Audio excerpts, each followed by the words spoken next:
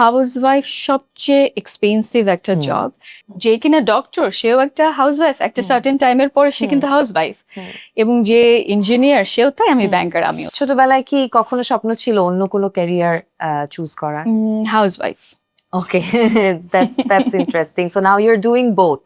How does that feel? এইটা তো প্রতিটা মহিলার ক্ষেত্রেই, যে কিনা ডক্টর সেও একটা হাউসওয়াইফ, একটা সার্টেন টাইমের পরে সে কিন্তু হাউসওয়াইফ। এবং যে ইঞ্জিনিয়ার সেও তাই, আমি ব্যাংকার আমিও। আপনি যেভাবে প্রফেশনটাকে এটাকে প্রফেশন হিসেবে অ্যাকনলেজ করলেন যে housewife and banker, we never acknowledge this as job or we never appreciate women for managing the house hold. এটা জাস্ট মেনেই নেওয়া হয় যে তারা করবে। তো এই মেন্টালিটিটা থেকে আমরা কিভাবে বের হয়ে আসতে পারি? আমার মতামত একটু ডিফারেন্ট। আমার মতামতটা হচ্ছে হাউসওয়াইফ সবচেয়ে এক্সপেন্সিভ একটা জব, যেখানে কিনা কোনো ছুটি নেই, যেমন কোনো শুক্রবার নাই, শনিবার নাই, অফ আওয়ার নাই, ওয়ার্কিং আওয়ার নাই, 24 আওয়ার্স তোমাকে কাজ করতে হবে। Most of the time you don't even get paid for it.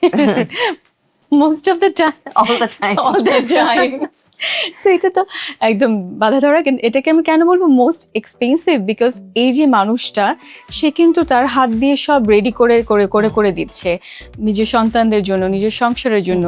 অনেক সময় ফ্যামিলি অনেক বড় থাকে, সবার জন্য করছে। সো এবং আনপেইড। সো এটা তো মোস্ট এক্সপেন্সিভ সেক্টর আমি বলবো। সো এটার সাথে অ্যাকচুয়ালি অন্য কারো তুলনা হয় না। আমরা যে যাই করছি না কেন, দিন শেষে কিন্তু আমরা সবাই আবার ওই দায়িত্বটাও করতে হয়।